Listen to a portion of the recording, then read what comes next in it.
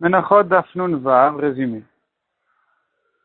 La Gemara ramène un passage qui dit Veshachat Oto, il devra faire la shrita à lui, c'est-à-dire au korban du Nasi. Où est-ce qu'il y fait la shrita? Au nord de la Hazara. Que vient exclure le mot Oto? C'est lui qui doit être fait à qui il faut faire la shrita au nord, mais pas quelqu'un d'autre. De qui il s'agit? Qui c'est l'autre qui ne doit pas être fait au nord? La Gemara au début veut dire que ça vient exclure le korban de Narshan ben Aminadav. La Gemara repousse cette svara. Deuxième explication, dit la Gemara, que ça vient exclure le shochet lui-même, qui, malgré que le korban doit être mis au nord, le shochet n'a pas besoin de se situer au nord de la Hazara. Troisième explication, c'est que ça vient exclure les volailles qui n'ont pas besoin d'être faits au nord. La Gemara repousse. Quatrième explication, c'est le korban Pessar, j'aurais cru qu'il doit être fait au nord. La Gemara repousse ça aussi. La Gemara revient à la deuxième explication qui nous dit que le shochet n'a pas besoin d'être au nord. C'est que le korban qui doit être mis au nord, mais le shochet n'a pas besoin de se situer au nord. Il peut se tenir au sud de la Hazara et avec un grand couteau faire la shrita lorsque le korban se trouve au nord.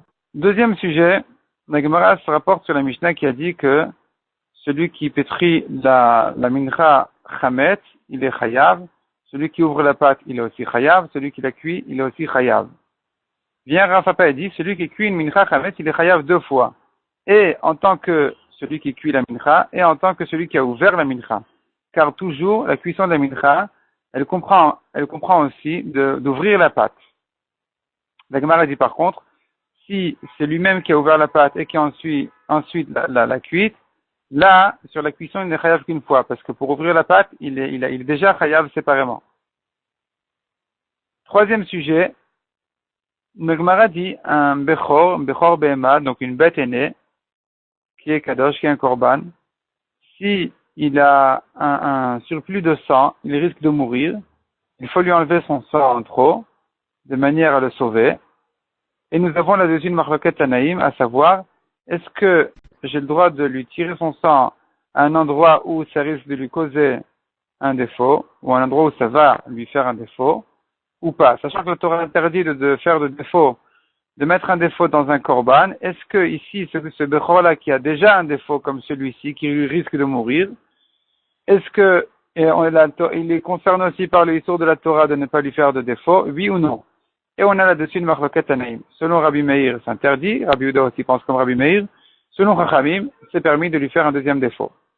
La Gemara explique que, avant d'expliquer déjà la marloquette ici, la Gemara, elle nous dit que, en ce qui concerne la mincha, il n'y a pas de marloquette. Celui qui fait la mincha chametz, après quelqu'un qui l'a déjà fait chametz, le deuxième est tout aussi chayav. Donc celui qui a pétri, il est chayav. Celui qui ouvre la pâte, il est aussi chayav. Celui qui a cuit, il est aussi chayav.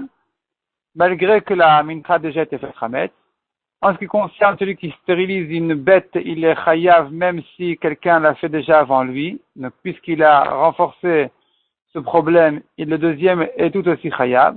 Toute la marloquette n'est que en ce qui concerne celui qui fait un défaut dans une bête korban qui a déjà un défaut. C'est là où il y a une marloquette à savoir est-ce que dans ce cas-là aussi la Torah interdit, oui ou non. Et la Gemara ramène les psukim de chacun, les drachot de chacun. Pourquoi est-ce que Rabbi Meir pense que on n'a pas le droit de causer de défaut à une bête qui a déjà un défaut parce que c'est écrit kol moum. Tout défaut, il n'y aura pas en lui. Donc, même s'il a déjà un défaut. Selon Chachamim, ce pasuk-là vient nous apprendre autre chose. Il vient nous apprendre qu'on n'a pas le droit même de causer de défaut indirectement. Et Chachamim, par contre, pense que puisqu'il a déjà un défaut, on a le droit de lui faire un deuxième défaut.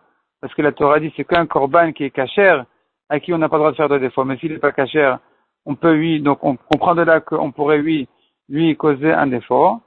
Et Rabbi Meir apprend par contre de ce pasuk-là, autre chose, il apprend que ça vient exclure un korban qui a été racheté après son défaut, que lui n'est pas concerné par ce problème-là, on peut lui causer un deuxième défaut.